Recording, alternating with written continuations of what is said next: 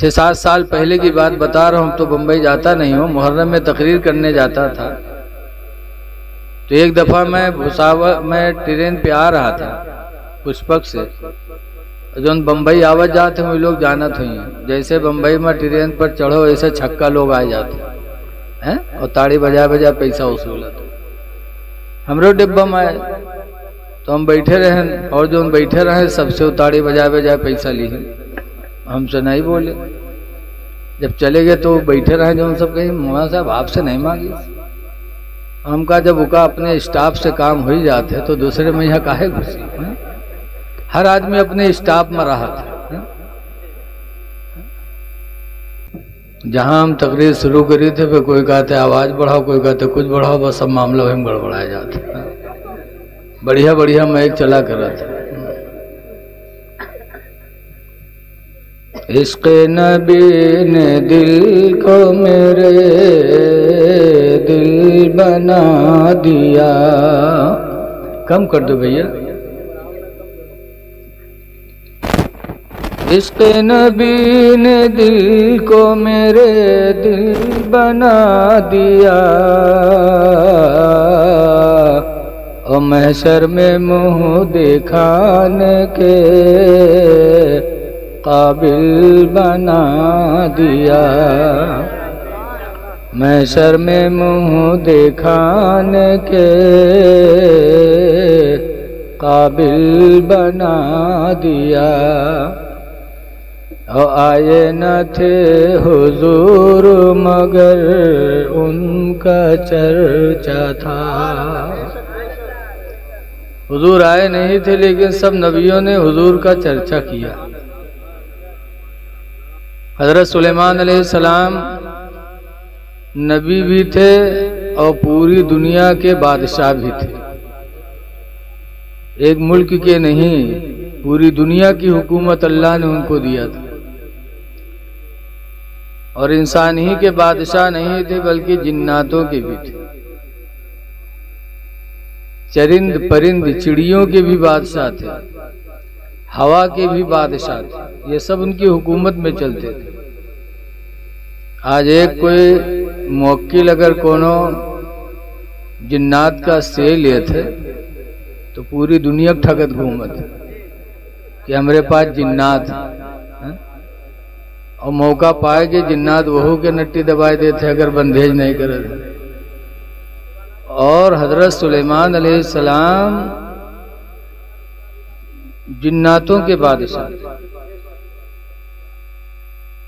چلتے کاہے سے تھے؟ سلیمان علیہ السلام کو ایک تخت تھا، 40 گز چوڑا اور 40 گز لمبا، اسی پہ بیٹھتے تھے۔ آج سب پلین سے منتری لوگ چلتے ہیں، سلیمان علیہ السلام اپنے تخت پہ چلتے تھے، تخت پہ بیٹھتے تھے، جہاں جانا ہوتا تھا ہوا کو حکم دیتے تھے، ہوا حضرت سلیمان پیغمبر کے ہوا سلیمان پیغمبر کے تخت کو اڑا کر ہوا وہاں پہنچا دیا کرتی تھی، صرف حکم دیتے تھے بس۔ ایک دفعہ حضرت سلیمان علیہ السلام کا تخت اڑ رہا تھا، اڑتے اڑتے مدینہ کے اوپر سے گزرا۔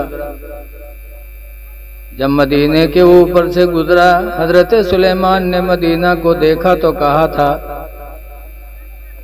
ہاذی ہجرت نبی آخر ہمارا سب گڑبڑا دیا ہوگا۔ چلیے اب خاموش رہیے، جو تھا وہ بھی چلا گیا۔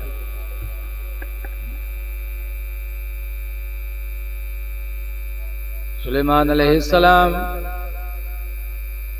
اپنے تخت پہ اڑتے جا رہے تھے مدینہ کے اوپر سے، جب گزرے مدینے پہ نگاہ پڑے تو اپنے ساتھیوں سے فرمایا تھا ہذہ ہجرت نبی آخر الزمان، اے لوگو دیکھو یہی آخری نبی کی ہجرت کرنے کی جگہ ہے۔ مکہ میں پیدا ہوں گے، مکہ سے ہجرت کر کے اسی جگہ تشریف لائیں گے۔ فَطُوبَى لِمَنْ آمَنَ بِهِ، تو مبارکبادی ہے اس کے لیے جو اس پر ایمان لائے گا، واتبعوا، اور ان کے لیے بھی مبارکبادی ہے جو اس آخری نبی کی پیروی کریں گے۔ تو حضور آئے نہیں تھے لیکن سلیمان پیغمبر چرچا کر رہے تھے۔ اسی لیے کسی کہنے والے نے کہا ہے کہ آئے نہ تھے حضور مگر ان کا چرچا تھا، آئے نہ تھے حضور مگر ان کا چرچا تھا، یثرب کو مصطفیٰ نے مدینہ بنا دیا۔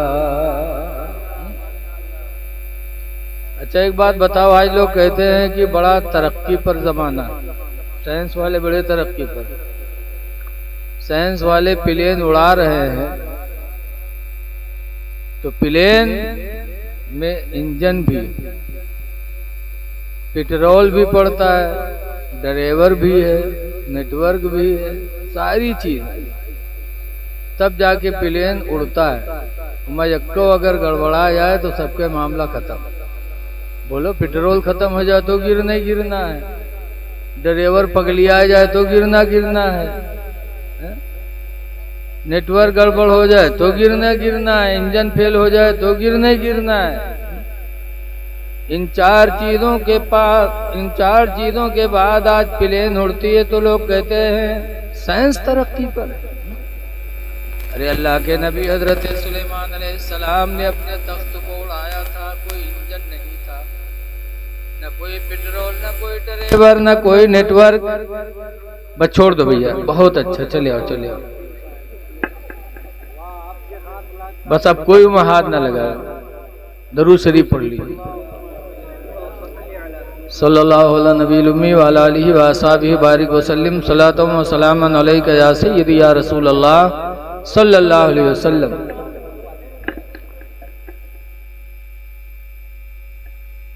تو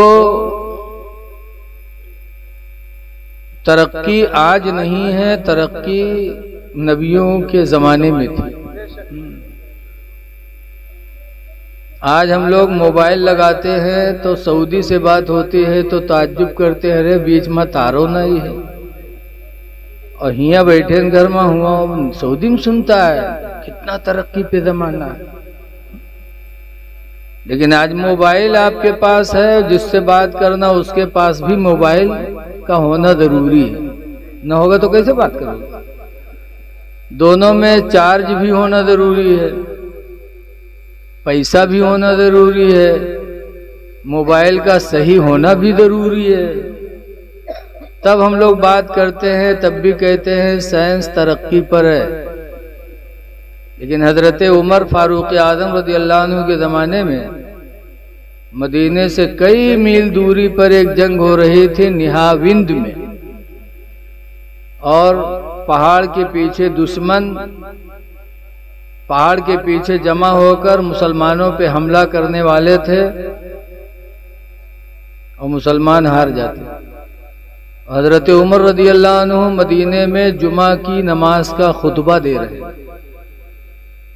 اور خطبہ دیتے دیتے امیر المومنین نے دیکھ لیا کہاں نہاوند ہے، مدینہ کہاں، دیکھ لیا کہ دشمن پہاڑ کے پیچھے ہیں، ابھی وہ حملہ کریں گے۔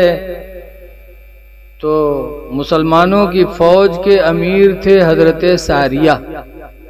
حضرت عمر خطبہ دے رہے تھے، خطبہ دیتے دیتے فرمایا یا ساریۃ الجبل، یا ساریۃ الجبل، یا ساریۃ الجبل، اے ساریہ پہاڑ کو دیکھو، اے ساریہ پہاڑ کو دیکھو۔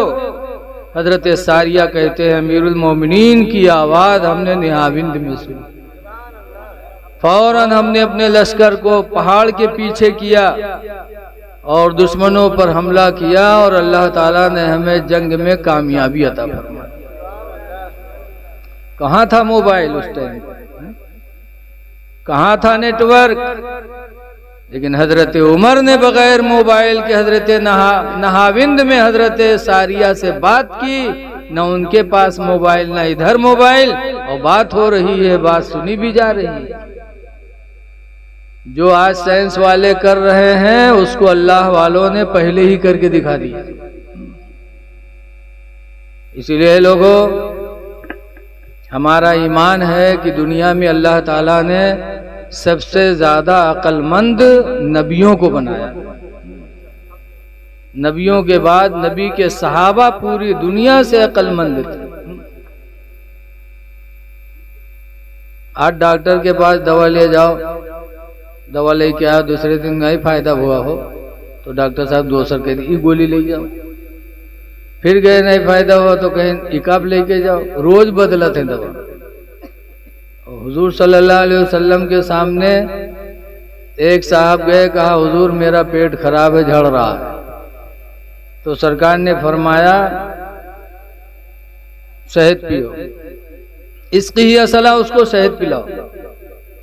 دوسرے دن پھر گئے، کہا نہیں مٹ رہا ہے، سرکار نے نسخہ بدلا نہیں، پھر دوبارہ فرمایا اس کی ہی اصلہ اس کو شہد پلاؤ، پھر شہد پلایا گیا، نہیں رکا پیٹ۔ تیسرے دن پھر گئے، کہا حضور پیٹ صحیح نہیں ہو رہا ہے، سرکار نے تیسرے دن بھی فرمایا اس کی ہی اصلہ اس کو شہد پلاؤ۔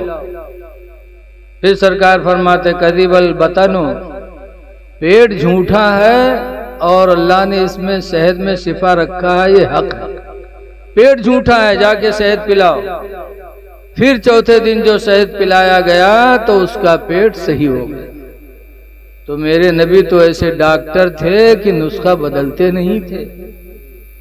آج تو بڑے بڑے ڈاکٹر فائدہ نہیں ہوتا ہی جانچ کرائے لا، وہ جانچ کرائے لا، پھر بھی معاملہ گڑبڑ۔ تو اے لوگوں جو آج ڈاکٹر کر رہے ہیں، آج آپریشن کر دیتے ہیں ٹھیک ہو جاتا تو کہتے ہیں یار فلاں سرجن بڑا قابل ہے۔ حضرت معاذ کا ایک جنگ میں ایک داہنا ہاتھ کٹ گیا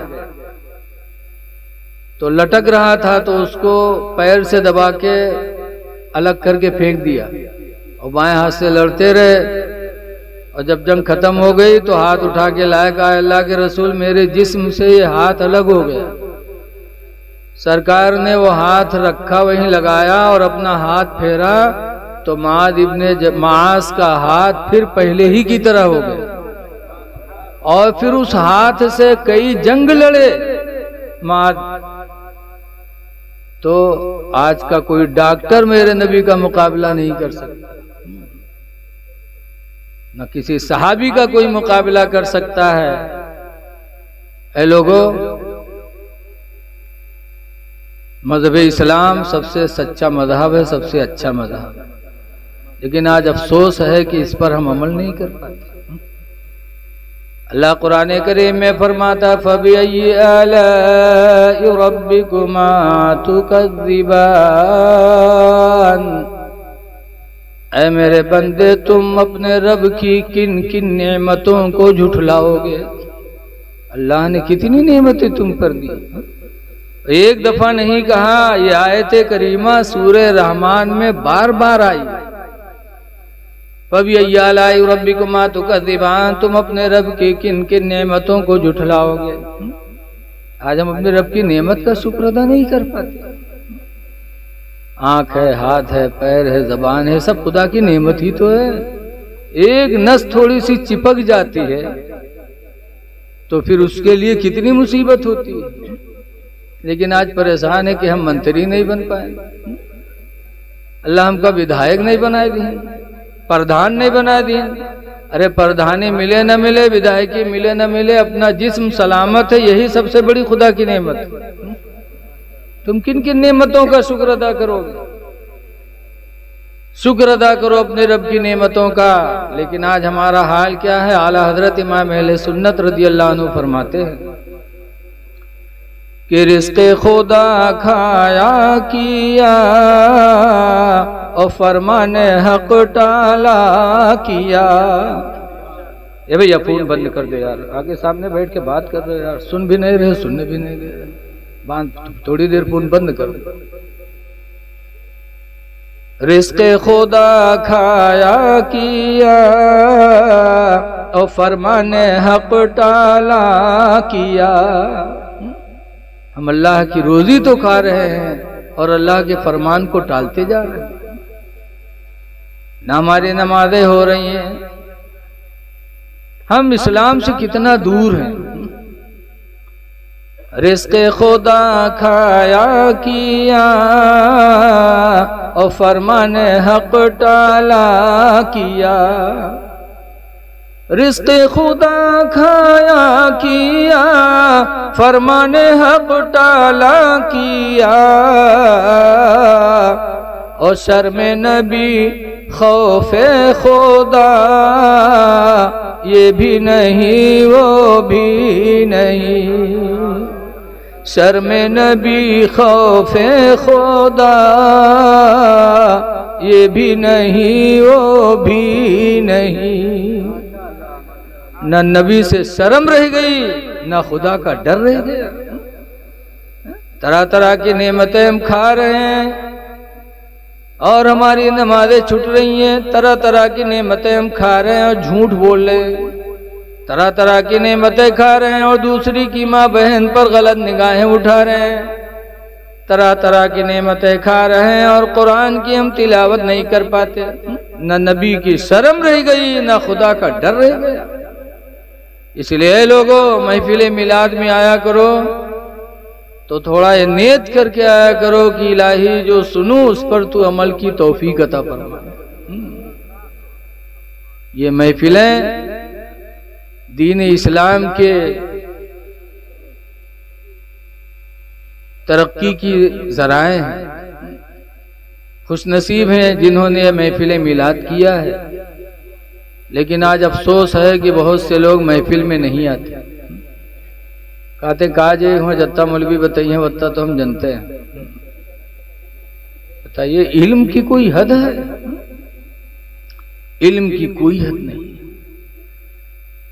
روایتوں میں آتا ہے فرمایا جاتا ہے اطلب العلم من المہدی ماں کی گود سے علم حاصل کرو. جب پیدا ہو ماں کی گود میں پہنچو تو علم حاصل کرنا شروع کر دو. پوری زندگی علم حاصل کرو. یہاں تک کہ کہا جاتا ہے الاللحد قبر تک کہ ماں کی گود میں جب سے پیدا ہو پوری زندگی علم حاصل کرو یہاں تک کہ تمہارے پیر قبروں میں پہنچ جائے. پتا چلا انسان پوری زندگی علم دین کی حصول کی تمنا کرتا رہے. روزی کی بھی کمائے اور علم دین کے حصول کی دل میں آرزو بھی رکھے. لیکن آج آتے بھی ہیں جلسے میں تو اللہ جانے وہ دماغ کہاں دے کے آؤ.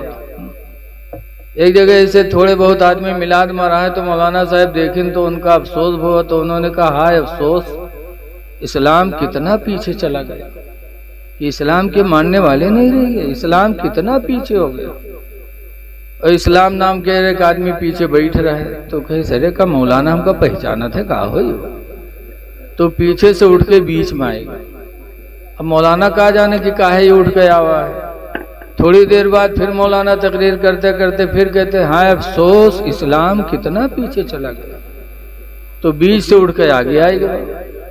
تھوڑی دیر بعد مولانا صاحب پھر بیچارے حالات کو دیکھتے ہوئے کہتے ہیں ہائے افسوس اسلام کتنا پیچھے ہو گیا.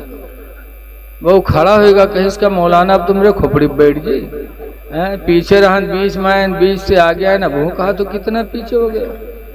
تو کچھ لوگ آتے بھی ہیں لیکن اللہ جانے وہ دماغ کہاں رکھتے ہیں. کوئی بھی بات ہو اس کو غور سے سنو توجہ دو. آج حالات کتنے ہمارے آپ کے گڑبڑ چل رہے ہیں. اے لوگو اس ماحول میں ہم کو آپ کو بہت صبر اور بہت سنجیدگی کی ضرورت ہے. صبر بھی کریں اور سنجیدگی بھی اختیار کریں.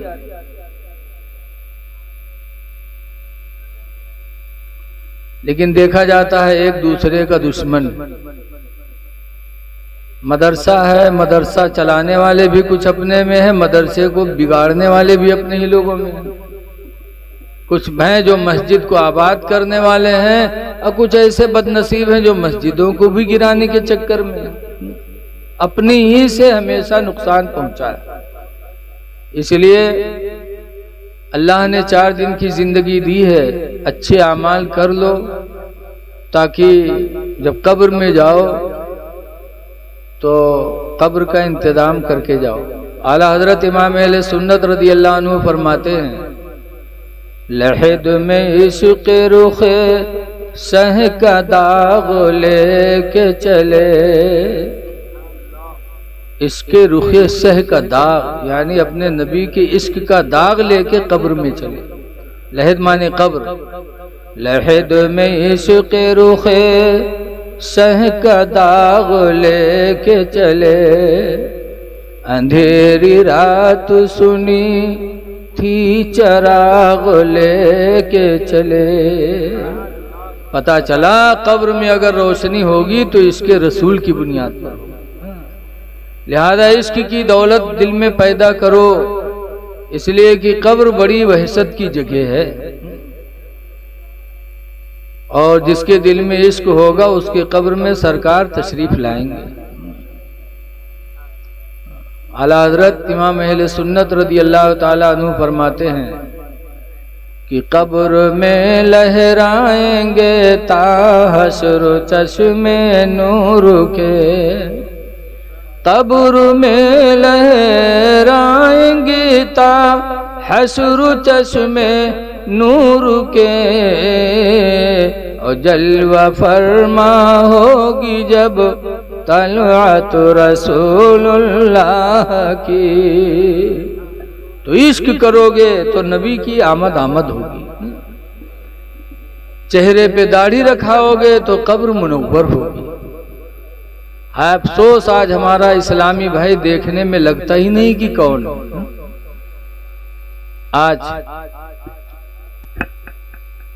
6-7 سال پہلے کی بات بتا رہا ہوں، تو بمبئی جاتا نہیں ہوں، محرم میں تقریر کرنے جاتا تھا، تو ایک دفعہ میں ٹرین پہ آ رہا تھا پشپک سے، جو بمبئی آواز جاتے ہیں وہ لوگ جانت ہوئی ہیں، جیسے بمبئی میں ٹرین پر چڑھو ایسے چھکا لوگ آئے جاتے ہیں اور تاڑی بجا پیسہ وصولت۔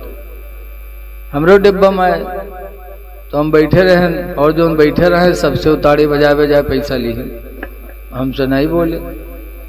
جب چلے گئے تو بیٹھے رہے، جو ہم سب کہیں مولانا صاحب آپ سے نہیں مانگی۔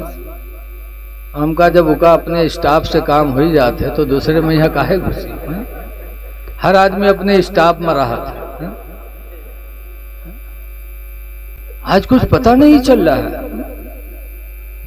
اللہ نے مرد بنایا، مسلمان بنایا، تو مسلمان بن کے رہنے کی کوشش کرو۔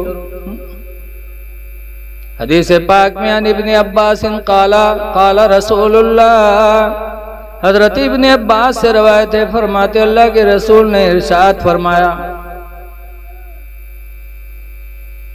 لعن اللہ علی المشبہین من النساء، ان مردوں پر اللہ نے لعنت فرمائی ہے جو عورتوں کی طرح بنتے ہیں، وعلی المشبہات من الرجال، اور ان عورتوں پر لعنت فرمائی ہے جو عورتیں مردوں کی طرح بن کے رہتی ہے۔ آج لڑکیاں جوان پینٹ پہنتی جنس۔ بمبئی میں کرافٹ مارکیٹ کے پاس سارنگ اسٹریٹ ہے، میں تقریر کرتا تھا، واز کے بعد ایک لڑکا آتا تھا، وہ رہے لڑکی لیکن دیکھیں لڑکا لاگت رہا، وہ آوے ہمارا ہاتھ چومے، ہم سر پر ہاتھ دھرے، بیٹا اچھے رہو، بیٹا اچھے رہو۔ ایک دن وہ جلسے کے صدر حاجی یوسف اتاری صاحب، انہوں نے دیکھ لیا، کہا ارے حضرت وہ لڑکا نہ ہو بٹیا ہو۔ انہوں نے کہا بٹیا ہو؟ انہوں نے کہا کہا پوچھا کیا نام ہے بیٹی تمہاری؟ تو کہا فہمیدہ خاتون۔ ہم کہا بتاؤ، لڑکیاں پینٹ پہنے، جنس پہنے۔ اے لوگو، اللہ نے مرد بنایا ہے، مرد بن کے رہو، عورتوں کو عورت بنایا تو عورت بن کے رہو، ایک دوسرے کی مشابہت نہ اختیار کرو۔ سرکار نے بتایا کہ اللہ کی لعنت ہوتی ہے اس پر۔ اپنی شکل و صباحت برقرار رکھو، چہرے پہ داڑھی رکھا لو، اس لیے کہ 1,24,000 یا 2,24,000 نبی دنیا میں آئے ہیں کم و بیش، لیکن کسی نبی نے داڑھی نہیں بنوائی، ہر نبی کے چہرے پہ داڑھی تھی۔ رسول اللہ صلی اللہ علیہ وسلم کے جتنے صحابی تھے کسی صحابی نے داڑھی نہیں بنوائی، یہاں تک کہ حضرت علی رضی اللہ تعالیٰ عنہ کی ایسی داڑھی تھی کہ ایک مرتبہ 9 یہودی آ رہے تھے، حضرت علی کی داڑھی ہی کو دیکھا تو انہوں نے اسلام قبول کر لیا۔ حضرت علی کی داڑھی دیکھ کر یہودیوں کو ایمان کی دولت مل گئی، اور ہائے افسوس آج ہم کو ایمان کی دولت ملی ہے تو ہم داڑھی مڈا رہے ہیں۔ داڑھی نہ بنواؤ، نبی پر ایمان لا چکے ہو، نبی سے محبت ہے تو نبی کے فرمان پر عمل کرو۔ حضور فرماتے قص الشوارب، مونچھوں کو کتروا لو، وعف اللحى، داڑھی بڑھا لو، وخالف المشرکین، اور مشرکین کی مخالفت کرو۔ تو یہ ہمارے ہی آپ کے لیے اللہ کے رسول نے فرمایا تھا۔ اس لیے لوگوں داڑھی رکھ کر کے نبی کے غلام بننے کی کوشش کرو۔ سب سے بڑی دولت ہے غلام نبی۔ ایک صحابی تھے جن کا نام ہے حضرت سفینہ رضی اللہ عنہ، جنگ کے لیے مدینہ منورہ سے نکلے، ساتھیوں سے بچھڑ گئے، تنہا ہو گئے۔ جب جنگل میں پہنچے، جیسے جنگل میں داخل ہوئے تو حضرت سفینہ کے سامنے جنگل کا شیر آ گیا۔ اچھا بتاؤ، ہم کا تم کا اگر گنا کھیت میں اکیلے شیر مل جائے تو کیا حال ہے بتاؤ؟ کاری جوت والے بتاؤ، نیچے کپڑا تو خراب ہوئے جی پہلے، باقی کا ہو اللہ بہتر جانے۔ لیکن نبی کے صحابی کی شان دیکھو۔ بخاری شریف میں کہ جب حضرت سفینہ کے سامنے شیر آیا تو حضرت سفینہ نے کیا کہا تھا؟ فرمایا تھا